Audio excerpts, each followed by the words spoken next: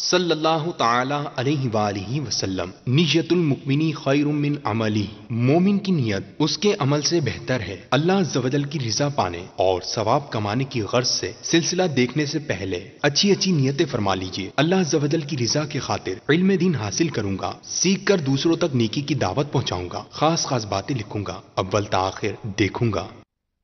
تاجر جو متقی ہو، جو سچ بولتا ہو، جو احسان کرے لوگوں پہ، مجھے ایسا بنا دے، احسان کرے لوگوں پہ، مجھے ایسا بنا دے۔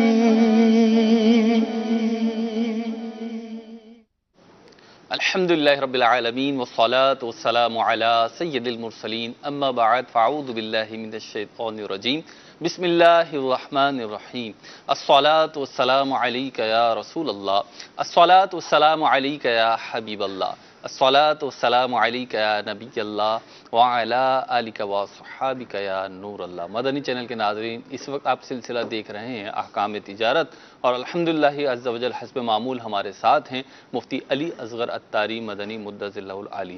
انشاءاللہ عز و جل آپ کے سوالات ہوں گے اور مفتی صاحب کے جوابات ہوں گے، اس کے لیے مدنی چینل کی اسکرین پہ آپ مختلف نمبرز دیکھ رہے ہیں، آپ واٹس ایپ کے ذریعے اپنا وائس پیغام بھی ریکارڈ کروا سکتے ہیں، انشاءاللہ عز و جل وہ بھی شامل سلسلہ ممکن ہوا تو کیا جائے گا۔ اسی طرح سے آپ کالز بھی کر سکتے ہیں، ملک و بیرون ملک کے ناظرین کے لیے مختلف نمبرز دیے جاتے ہیں، تو آپ اپنے اپنے ایریے کے حساب سے نمبر لے کر اس پہ کالز کر سکتے ہیں، واٹس ایپ کر سکتے ہیں، انشاءاللہ عز و جل اس کو شامل سلسلہ کر لیا جائے گا۔ نبی کریم رؤوف الرحیم صلی اللہ علیہ وسلم کا فرمان ذی شان ہے، جس نے دن اور رات میں میری طرف شوق و محبت کے ساتھ 3 مرتبہ درود پاک پڑھا، اللہ عز و جل پر حق ہے کہ اس کے اس دن اور اس رات کے گناہ بخش دے۔ صلو علی الحبیب صلی اللہ تعالی علی محمد صلی اللہ علیہ وسلم۔ آپ کی کال لیں گے اور کال کے ساتھ ہی انشاءاللہ عز و جل مفتی صاحب کی بارگاہ میں حاضر ہوں گے۔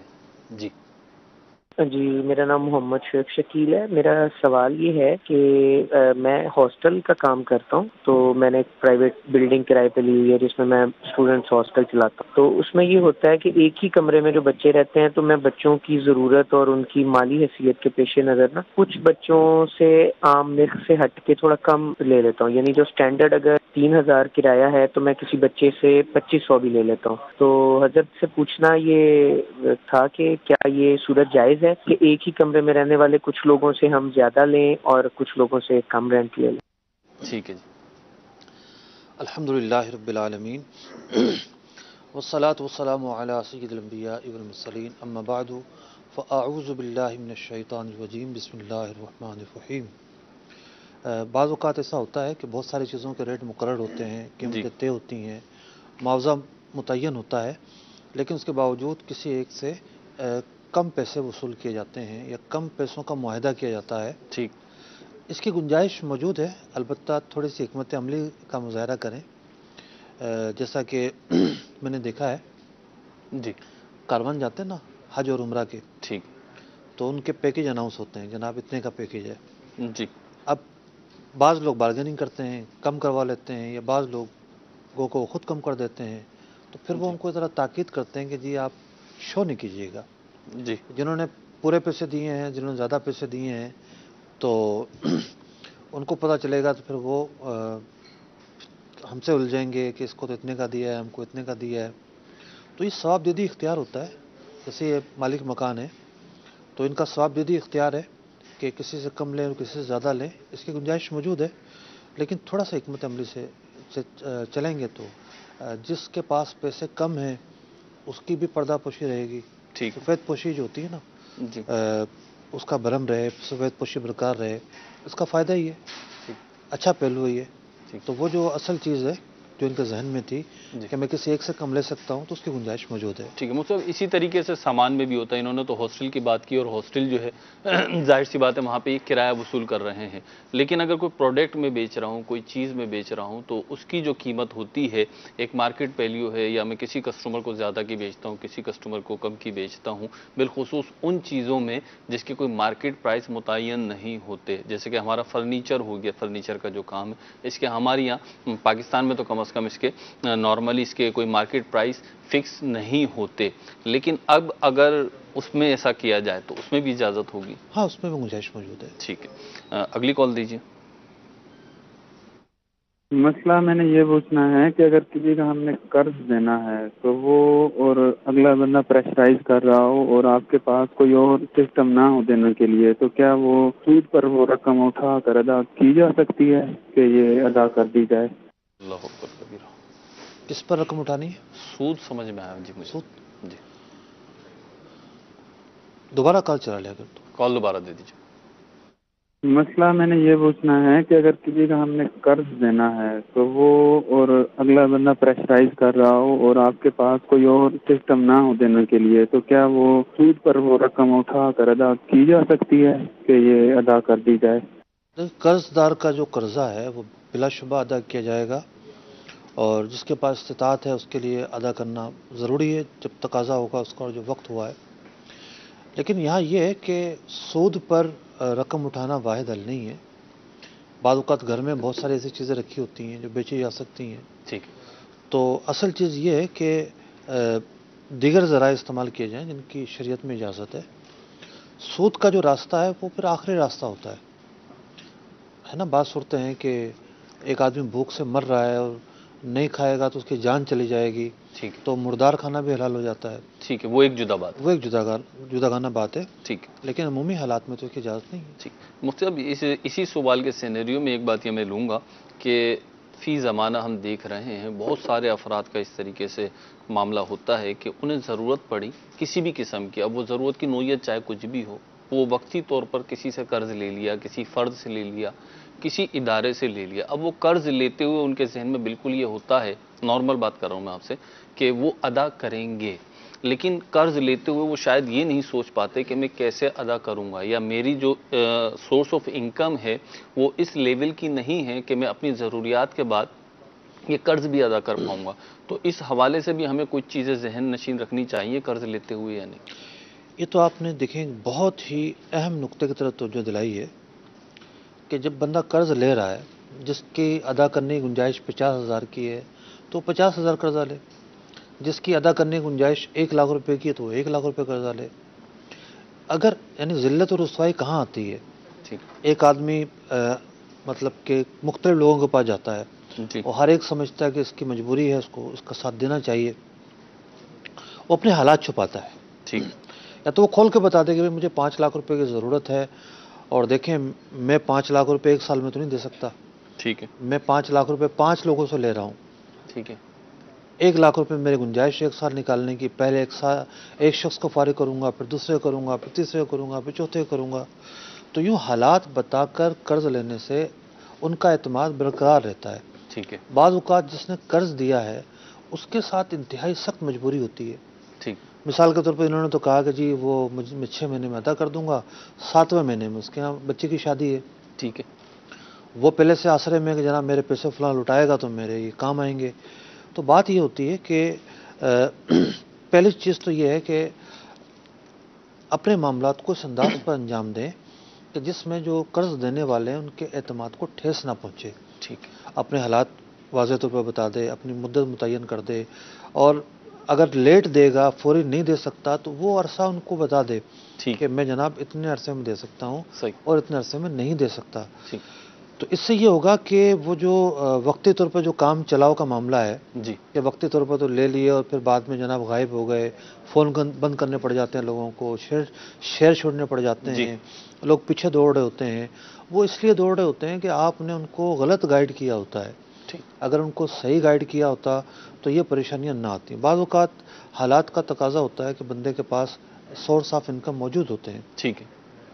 لیکن اس کے ساتھ کوئی ایسا حادثہ ہو جاتا ہے. ٹھیک ہے. جہاں سے اس نے پیسے دینے تھے وہاں سے جو ہے وہ پریشانی آ گئی، پلاننگ جو ہے وہ فیل ہو جاتی ہے. فیل ہو جاتی ہے. ٹھیک. پلاننگ مضبوط ہوتی ہے کہ وہ حادثاتی صورت پیدا ہو جاتی ہے. ٹھیک ہے. تو ایسی صورتحال تو دیکھیں ہو سکتی ہے، اور قرآن مجید فرقان حمید نے ایسی صورتحال کے متعلق واضح الفاظ میں کہا ہے کہ جو تنگ دست ہے، موثر ہے، ٹھیک ہے. جس کے پاس گنجائش نہیں ہے، صحیح. اسے مہلت دینا واجب ہے. ٹھیک ہے. یعنی اس کی عزت کا لحاظ کیا جائے گا، ٹھیک. اس کی عزت تاڑ تاڑ نہیں کی جائے گی، ٹھیک. اس کی مجبوری کو دیکھا جائے گا. ٹھیک. تو دونوں طرف سے بے اعتدالی نہیں ہونی چاہیے، ٹھیک. قرض لینے والے کی طرف سے بھی اور جو قرض دینے والا ہے اس کی طرف سے بھی، اس کے لیے بھی شریعت نے حدود اور قیود مقرر فرمائی ہیں. ٹھیک ہے. مفتی صاحب ہماری بات یہ اگر پوری ہو جائے کہ چھوٹی سی بات اس میں اور شامل کر لیں کہ قرض لینے والا جو ہے، جو میں نے اسی سوال میں اٹھائی تھی بات، کہ وہ ہر چیز پہ قرض لے رہا ہے. یعنی آج کل ہم دیکھیں تو وہ تو قرض بانٹا جا رہا ہے گویا کہ، کیونکہ وہ اس سے پھر مختلف چیزیں ہوتی ہیں. لیکن اب مجھے کسی بھی چیز کی ضرورت ہے، اس کی میری زندگی میں کیا اہمیت ہے، وہ آسائشات میں دیکھی جاتی ہے یا بنیادی ضروریات میں دیکھی جاتی ہے، یا اس کے بغیر بھی میرے کام چل رہے ہیں لیکن وہ آ جائے گی تو مجھے سہولت ہو جائے گی. تو اس میں بھی کیا لینے والے کو کچھ سوچنا چاہیے؟ دیکھیے، کفایت شعر جو ہے وہ ایک زندگی کی کامیابی کا بنیادی اصول ہے. ٹھیک. آپ غریب لوگوں کی ہسٹریاں پڑھیں، یعنی جو آج امیر ہیں کل غریب تھے، جی. انہوں نے کس قدر کفایت شعری سے پیسے جمع کر کے اپنے اہم کاموں میں خرچ کیے. ٹھیک. میں کوئی کاروبار کرنا چاہتا ہے، اس کے پاس اگر 1,00,000 روپے ہے تو اچھی طریقے سے کام شروع کر سکتا ہے. ٹھیک. چھوٹے پیمانے پر. ٹھیک. اس کے بعد 10,000 ہے تو کچھ بھی نہیں ہوگا. آج کے دور میں 10,000 سے کیا ہوتا ہے؟ ٹھیک. کاروبار تو شروع نہیں ہو پائے گا. تو یوں پہلی جو منزل ہوتی ہے وہ ہوتی ہے پیسے جمع کرنا. ٹھیک ہے. پس اندازی کرنا. یعنی پیسے جمع کرنا کس چیز کے لیے؟ شادی آنی ہے تو شادی کے لیے جمع کرنا. ٹھیک. کاروبار شروع کرنا ہے تو کاروبار کے جمع کرنا. ٹھیک. بچے پڑھ رہے ہیں تو ان کی تعلیمی حوالے سے پیسے جمع کرنا. ٹھیک. تو پیسے جمع کہاں سے ہوں گے؟ پیسے جمع یہاں سے ہوں گے کہ آپ روزانہ 2 ڈش کے بجائے 1 ڈش پکائیں. ٹھیک ہے. آپ جو ہے وہ بجلی کے اخراجات کا لحاظ رکھیں. ٹھیک. آپ کے ہاں گنجائش جو ہے وہ پنکھا چلانے کی بھی نہیں ہے اور آپ ایسی لگا لیتے ہیں ہر گھر کے اندر. آپ جو ہے وہ رکشے کے علاوہ اور ٹیکسی کے علاوہ سفر کرنا پسند نہیں کرتے. حالانکہ اگر آپ بسوں کے ذریعے سفر کرتے ہیں تو آپ پبلک ٹرانسپورٹ کے ذریعے، تو جو آپ کو رکشے اور ٹیکسی کے ذریعے بل بن رہا تھا اس کا 75 اور 80% جو ہے وہ بچت ویسی ہو جائے گی. ٹھیک. تو کفایت شعری بہت اہم مرحلہ ہوتا ہے کہ جس کے بعد جتنی گنجائش ہے وہ اس حساب سے زندگی گاڑی کو آگے بڑھائے، حالات کا مقابلہ کرے، حالات کے ساتھ سمجھوتا کرے، ریس میں نہ پڑے کہ جناب فلاں تو یہ کر رہا ہے میں بھی یہ کروں، فلاں کے بچے اس طرح کر رہے ہیں تو میں بھی یہ کروں. تو کہتے ہیں نا ہر آدمی کی کامیابی کے پیچھے ایک عورت ہوتی ہے. ٹھیک. تو وہ جملہ مجھے یہیں صادق آتا ہے کہیں. یہاں گھر کی جو خواتین ہیں ان کی ذمہ داری بڑھ جاتی ہے. ٹھیک. یعنی ان کی ذمہ معاشیات سے خواتین کا کیا لینا؟ دیکھیں ان کی ذمہ داری ہوتی ہے نا، وزیر خزانہ ہوتی ہیں وہ گھر کی. اچھا. ان کا نہیں لینا دینا تو کس کا لینا دینا ہے؟ ٹھیک. تو ان کے اوپر ذمہ داری بنتی ہے کہ وہ کس طریقے سے پیسے بچائیں، کس طریقے سے خرچ کریں، اپنے بچوں کی کیسے تربیت کریں، بچوں کے مطالبات پر ان کو کیسے بہلائیں، منائیں، انہیں مطلب کہ اپنے مطالبات محدود رکھنے کا ذہن دیں. ٹھیک. تو مرد تو کما کے لا رہا ہے، مرد محنت کر رہا ہے، مزدوری کر رہا ہے، مطلب کہ کولوں کے بیل کی طرح پس رہا ہے وہ. ٹھیک ہے. خون پسینہ ایک کر کے جو گھر میں آتا ہے، اور گھر میں مطالبات کی اتنی لمبی لسٹ مل جاتی ہے. تو یوں مرد اور عورت دونوں اس گاڑی کو اچھے طریقے سے نبھائیں، یہ ضروری ہے. ٹھیک ہے. بڑے پیارے مدنی پھول مل گئے، میں امید کرتا ہوں مدنی چینل کے ناظرین کے لیے. اور اگلی کال کی طرف بڑھتے ہیں انشاءاللہ سے. جی. عبدالحسیب اتاری کراچی سے. میرا سوال یہ ہے کہ شادی کے وقت لڑکی کو دلہے والوں کی طرف سے جو تحفے دیے جاتے ہیں طلاق کے بعد ان پر کس کا حق ہے؟ ٹھیک ہے جی. ملکیت کے حوالے سے سوال ہے جی کہ لڑکی کو جو تحفے تحائف دیے جاتے ہیں دلہے والوں کی طرف سے، اس کی 2 صورتیں ہیں. ٹھیک. ایک صورت تو یہ ہے کہ صراحتاً الفاظ تملیک پائے جائیں کہ بھئی یہ آپ کو مالک بنایا یا آپ کو گفٹ دیا. ٹھیک. صراحتاً ایسی صورتحال پائی جائے. ٹھیک ہے. الفاظ کے ساتھ ہو. الفاظ کے ساتھ ہو. صراحتاً نہیں پایا جاتا تو پھر دلالت پر آتے ہیں کہ انڈرسٹوڈ کیا ہوتا ہے. ٹھیک. اب انڈرسٹوڈ ہونے میں موقع محل کا بھی اختلاف ہوتا ہے، چیز کا بھی اختلاف ہوتا ہے. بات چیز ایسی مطلب کہ آپ کو چوڑیاں لا کے دیے کسی نے، ٹھیک، تو اب چوڑیاں کون واپس لیتا ہے؟ صحیح.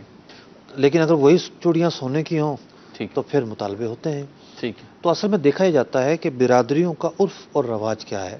اب اگر کوئی سراحت نہیں پائی گئی کہ جناب الفاظ تملیغ پائے گئے اور ہم یہ کہیں کہ جناب یہ تو سامنے والا اس کا مالک ہو گیا، ایسی صورتحال نہیں پائی جاتی تو پھر عرف پر اس کا فیصلہ کرتے ہیں، برادریوں کے رواج پر فیصلہ کرتے ہیں کہ ان کے خاندان میں اگر طلاق ہو جاتی ہے تو کیا معمول ہے، وہ چیزیں واپس لی جاتی ہیں یا نہیں لی جاتی. تو یہ مختلف طرح کا رواج ہوتا ہے، ہر جگہ ایک جیسی صورتحال نہیں ہوتی. ٹھیک ہے. عرف و عادت اس میں دیکھا جائے گا. عرف و عادت ان کی برادری کا عرف دیکھا جائے گا. علماء کے پاس آئیں گے لوگ، جو دارالفتہ میں بیٹھے ہوئے افراد ہیں وہ دیکھیں گے ان کے کیا بیانات ہیں، کیا صورتحال، اس کے مطابق فیصلہ ہوگا. ٹھیک ہے. اگلی کال دیجیے. مفتی صاحب، احکام تجارت میں میرا سوال آپ سے یہ ہے کہ جوان اولاد جو کاروبار کرتی ہے، جو بزنس کرتی ہے، اس میں جو آمدنی ہوتی ہے، اس آمدنی میں اس کے بیٹے کے فیملی کے علاوہ اس کے والدین کا حق ہے یا نہیں ہے؟ ٹھیک ہے. فیملی کے علاوہ یعنی اس بیٹے کی جو اپنی فیملی ہے اس کے علاوہ. جی.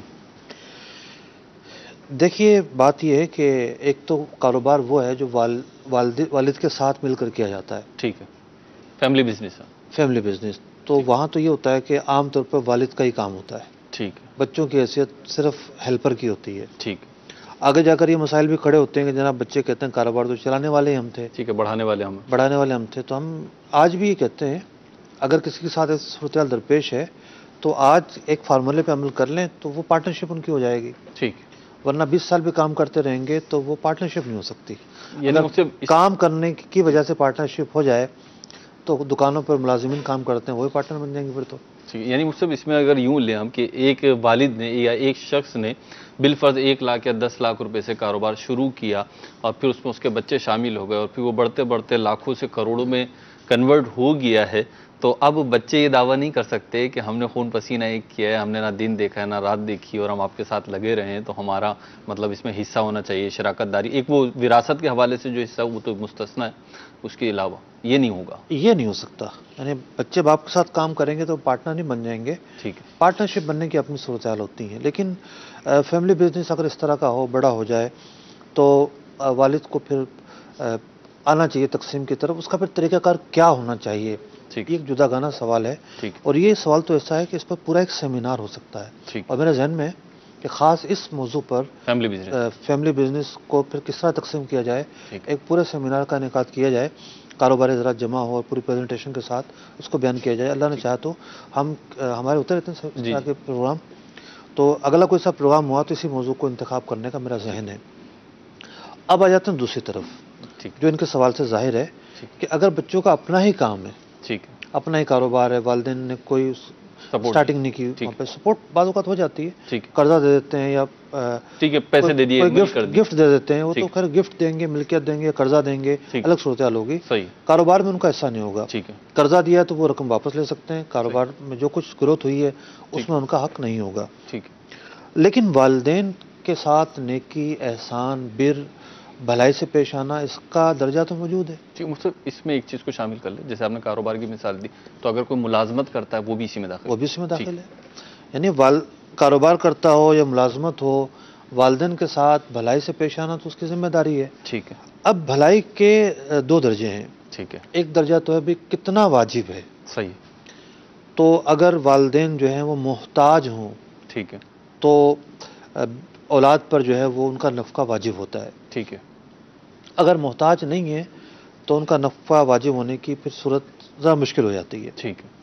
لیکن والدین کی ضروریات کا خیال رکھنا، مطلب کہ درجۂ ضرورت سے نکل کر درجۂ سہولت پر آنا، ٹھیک ہے، یہ اولاد کے لیے خوش بختی کی علامت ہے. ٹھیک ہے. خوش نصیبی کے اسباب میں سے ہے کہ وہ اپنے والدین کی چھوٹی چھوٹی ضرورتوں کا خیال رکھتے ہیں، ان چیزوں کا بھی خیال رکھتے ہیں جو ان کے اوپر واجب نہیں ہے، ضروری نہیں ہے.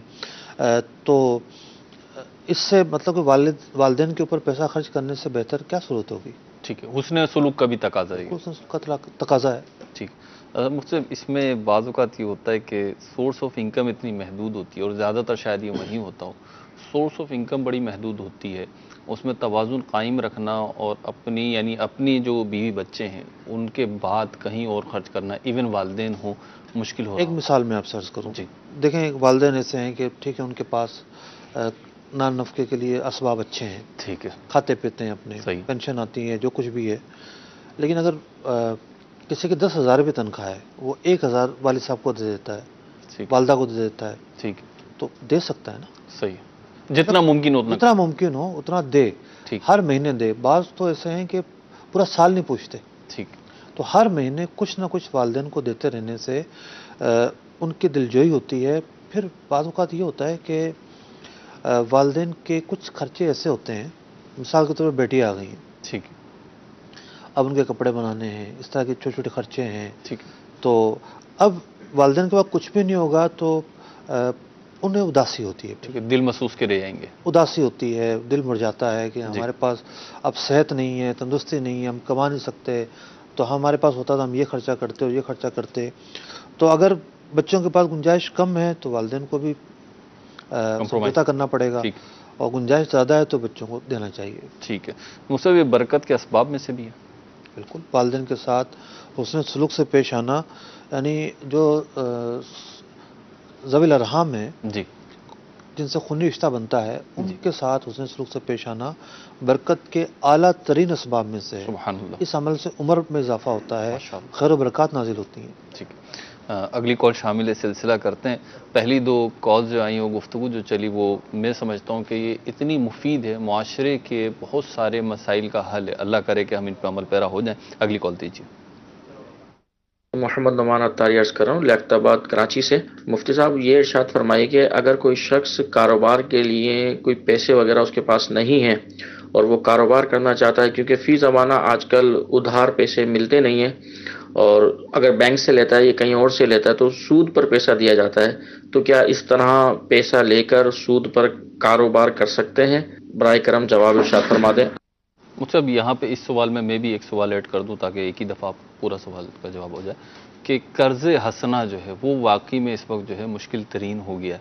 بلکہ بڑے عجیب سی بات ہے کہ مارکیٹ میں تو یوں کہتے ہیں کہنے والے کہ قرض حسنہ جو ہے وہ مارکیٹ کی لینگویج میں آپ کو عرض کر رہا ہوں کہ قرض حسنہ جو ہے وہ دے کے پھنسنے والی بات ہوتی ہے. تو اس حوالے سے بھی کچھ مدنی پھول ہوتے ہیں. دیکھیے، انہوں نے ایک آپشن بیان کیا کہ جب بینک سے لے لیں، ٹھیک ہے، تو جس کے پاس کچھ نہ اس کو تو بینک بھی نہیں دیتا. ٹھیک ہے، سب سے بہترین جو ذریعہ ہے مسلمانوں کی خیر خواہی کا، مسلمانوں کے ساتھ ان کی مدد کرنے کا، ان کو معاشی طور پر اوپر لانے کا، وہ یہی ہے کہ مسلمان آپس میں میوچول انڈرسٹینڈنگ کے ساتھ وہ شرعی تقاضے پورے کرتے ہوئے جو اس کام کے لیے ضروری ہیں ایک دوسرے کے ساتھ پارٹنرشپ کریں. ٹھیک. لیکن پارٹنرشپ کے لیے معاملہ یہ ہے کہ اول تو اعتماد ہونا چاہیے. صحیح. کسی بھی اجنبی آدمی کو کوئی بھی پیسے نہیں دے گا. ٹھیک ہے. اور دوسری بات یہ کہ جس کو پیسے دیے جانے ہیں اس کو کچھ کرنا آتا تو.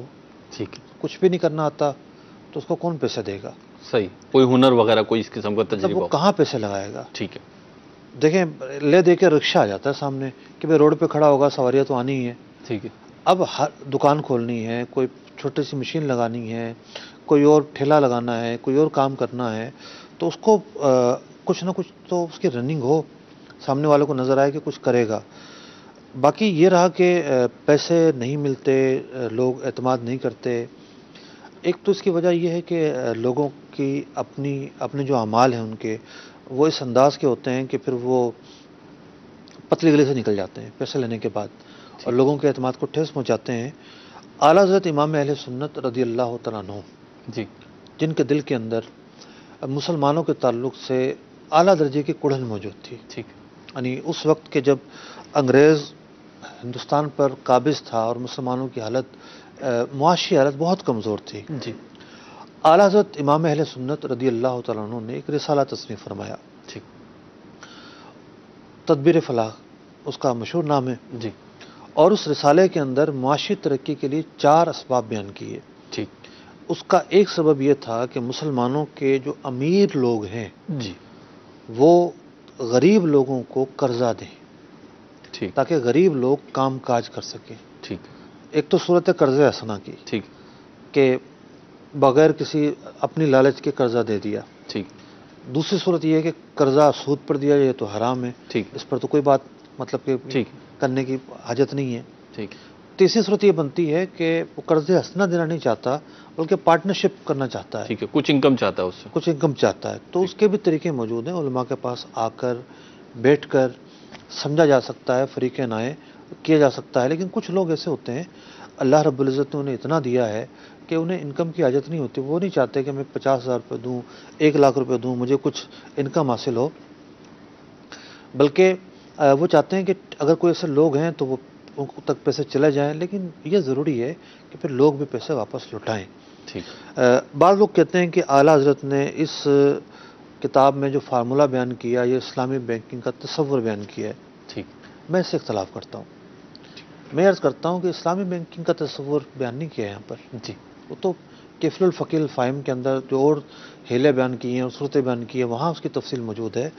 यहाँ दर हकीकत माइक्रो फाइनेंस बैंकिंग जो है जी, इस्लामिक माइक्रो फाइनेंस बैंकिंग, उसका तस्वुर है। ठीक। कि छोटे छोटे सतह पर लोगों को कर्जे दिए जाएं और लोग अपने पाँव पर खड़े हों, लोग आगे बढ़ें।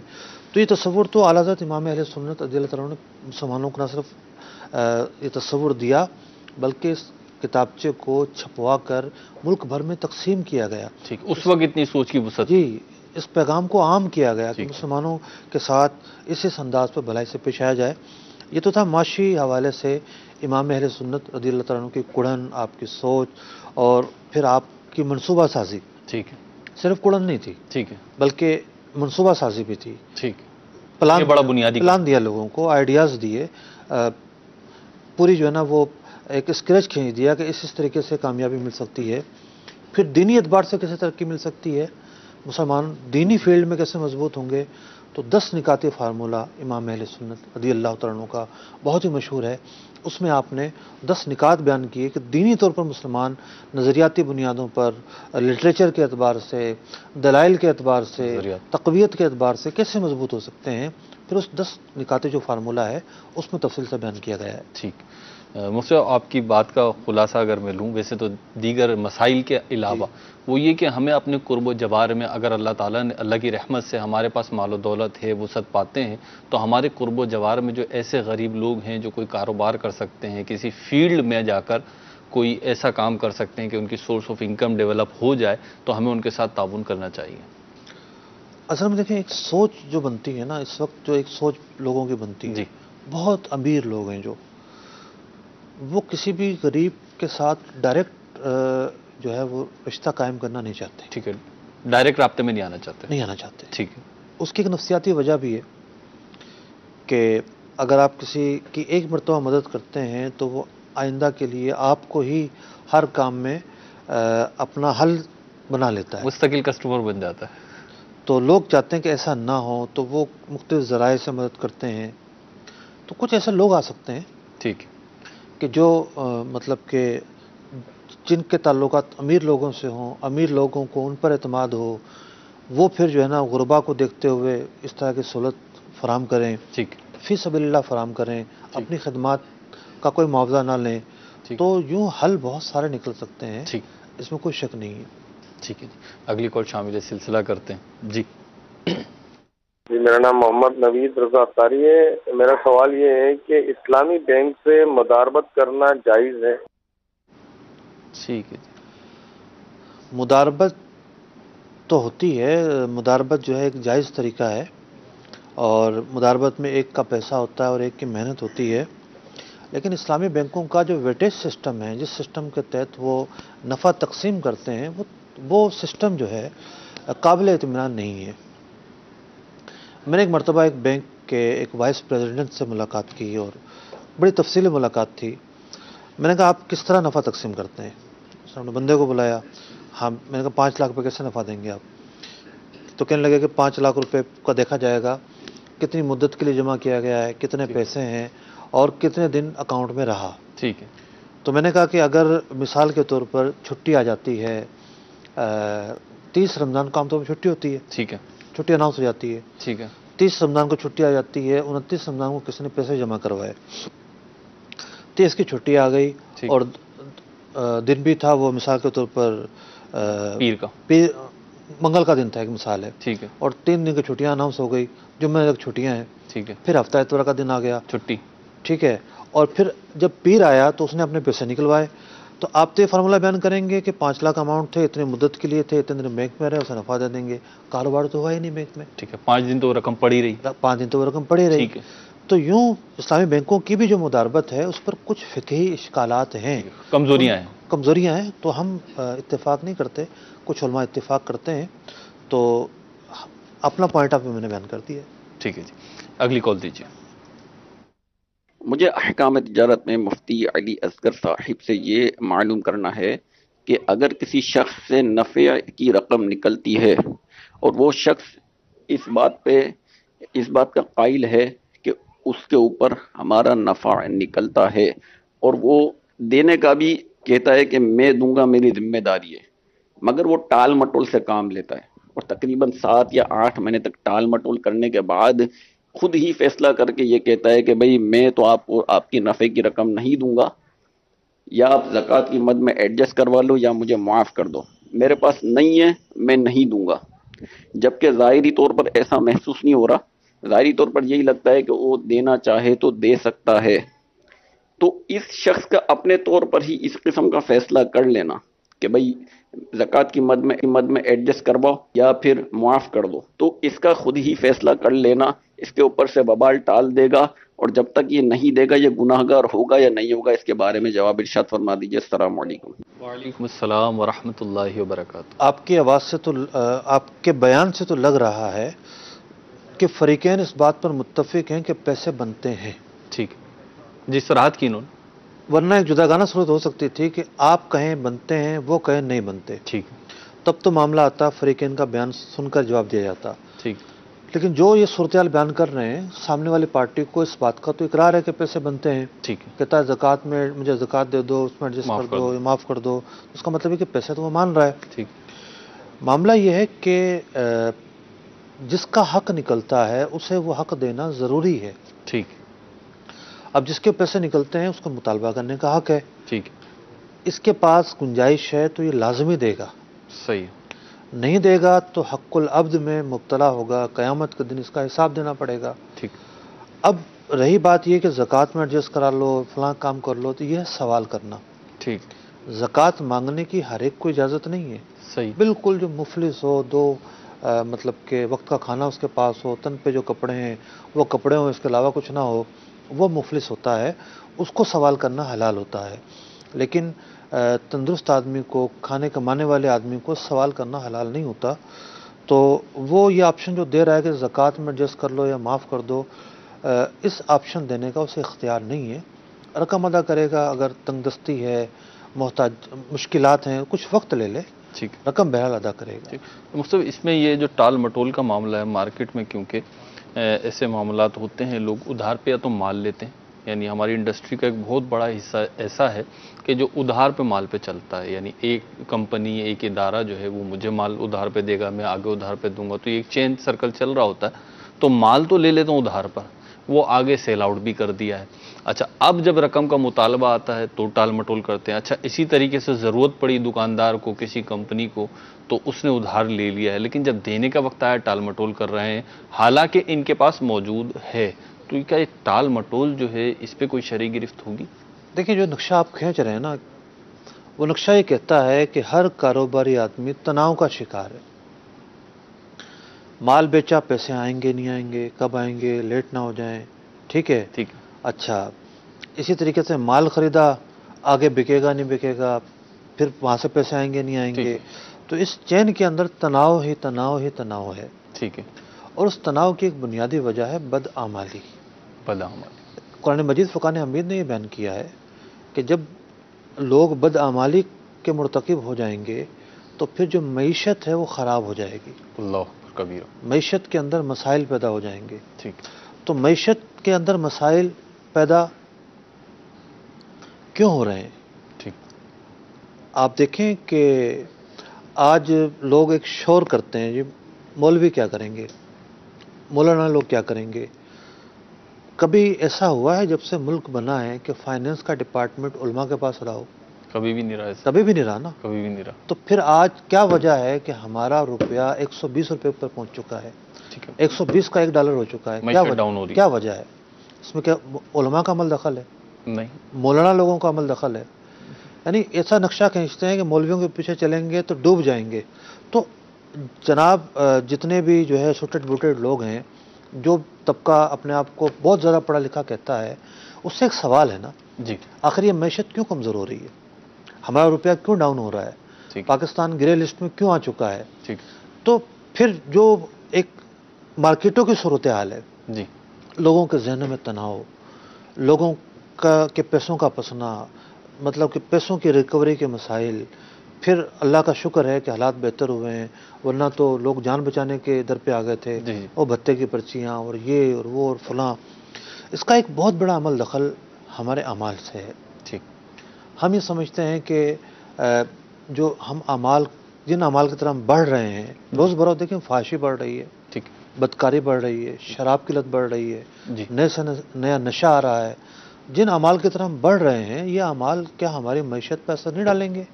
डालेंगे। और देखें कितनी मजबूत रियासत हुआ करती थी। सहाबा इकराम अलैहिम रिदवान गरीब थे, ठीक, मोहताज थे, फुकरा थे, कुरान पाक ने उन्हें फुकरा करार दिया। ठीक। जब आगाज़ इस्लाम हुआ तो फ़क्र फाका की कैफियत थी, लेकिन उस रियासत के अंदर अमाल मजबूत थे, ठीक, नज़रियात मजबूत थे। तो वही रियासत ऐसी हुई, उसी रियासत ने वो बागो बहार मुसलमानों को दिए कि लोग मतलब कि हज़ारों रकबों के मालिक हो गए। ठीक।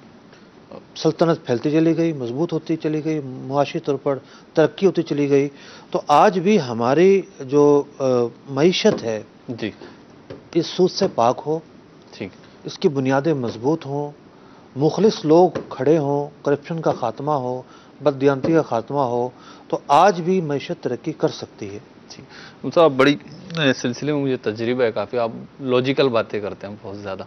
तो एक सवाल जो मेरा ख्याल है बाज़ हमारे नाजरीन के पैदा हो सकता है जहन में, वो ये कि बदआमाली, एक है बदआमाली, दूसरा है मईशत और मतलब रुपए की रेल पे इसकी।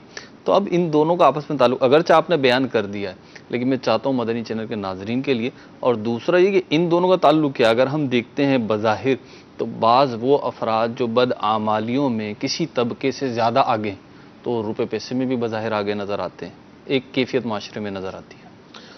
जिन लोगों आप कह रहे हैं रुपए पैसे में आगे नज़र आते हैं जी, उन लोगों के हाथ में जब भाग दौड़ आती है जी, वो लोग जब मनसब पर आते हैं या छोटी मोटी जिम्मेदारियों पर आते हैं जी, तो वो कितनी दयानत का मुजाहरा करते हैं?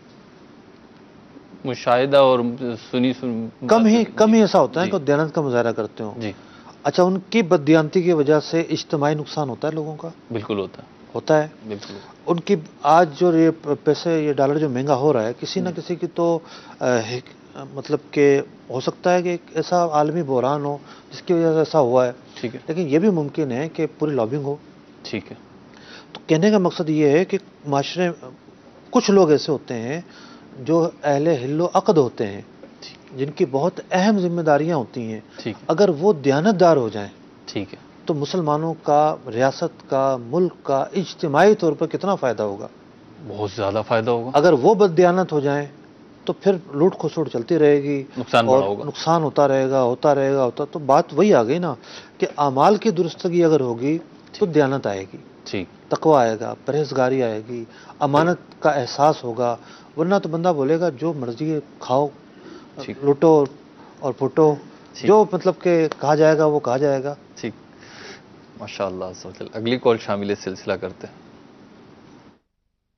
मेरा आपसे ये सवाल है कि दो लोग हैं जो पार्टनरशिप पे काम कर रहे हैं, जिसमें इन्वेस्टमेंट करने वाला यतीम है और जो दूसरा है वो कारोबार चला रहा है। अगर कारोबार में लेन देन में अगर फराड हो जाता है, चूंकि दोनों ही उसके मुनाफे के और नुकसान के दोनों बराबर हकदार हैं, अगर उसमें फ्रॉड हो जाता है जो कारोबार चला रहा है, तो उसमें क्या हुक्म होगा?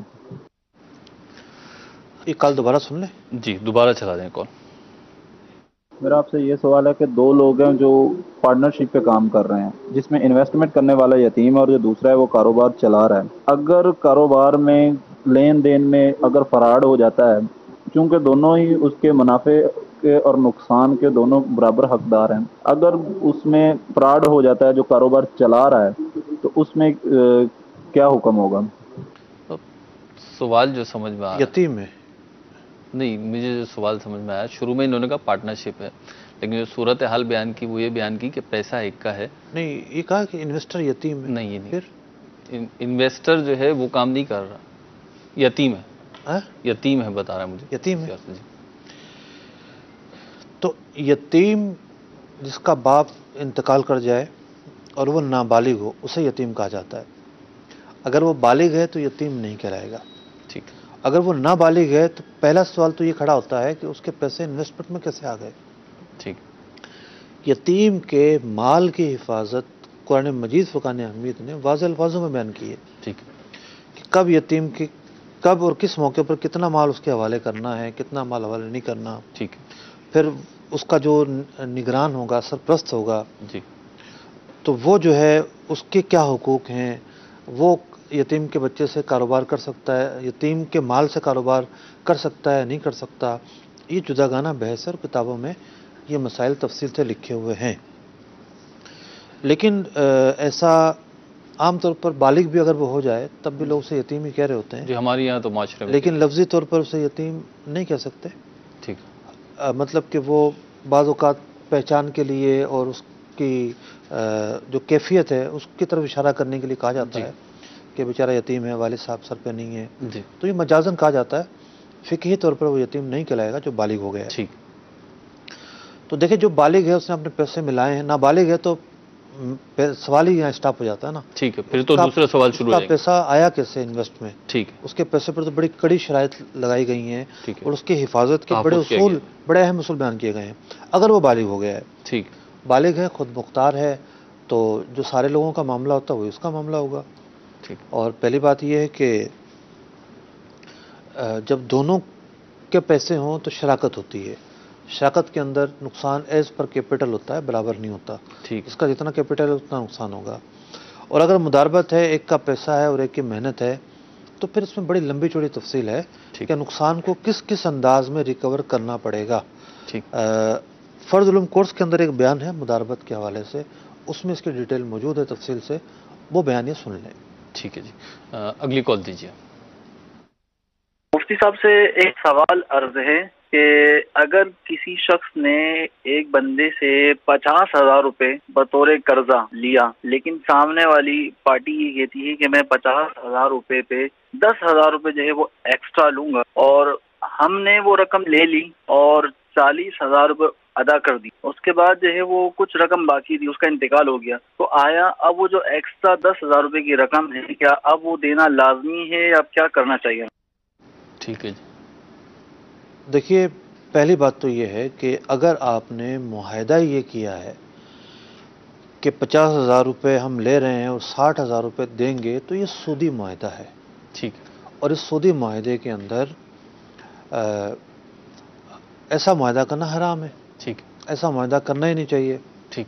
اب اگر یہی معاہدہ ہوا اور کنٹینیو رہا تو سود کی جو ملکیت ہے وہ ثابت ہوتی ہے. ٹھیک. معاہدہ تھا ان کا کہ 60,000 روپے اس کو دینے ہیں واپس. ٹھیک ہے. 50,000 روپے لیے تھے اس کے تھے 10,000 روپے مزید. ٹھیک. تو سامنے والے کی ملکیت تو ثابت ہو جائے گی. ٹھیک ہے. 50,000 روپے اس کے پلس 10,000 روپے. ٹھیک. اب اس کی ملکیت تھی تو اب اس کے ورثاء کو وہ پیسے دیے جائیں گے، ورثاء کو 60,000 ہی دیے جائیں گے. لیکن ایسا کرنا حرام ہے، ایسا کرنا جائز نہیں تھا. دوسری صورتحال یہ تھی کہ انہوں نے تو قرض حسنہ سمجھ کے لیا تھا. ٹھیک.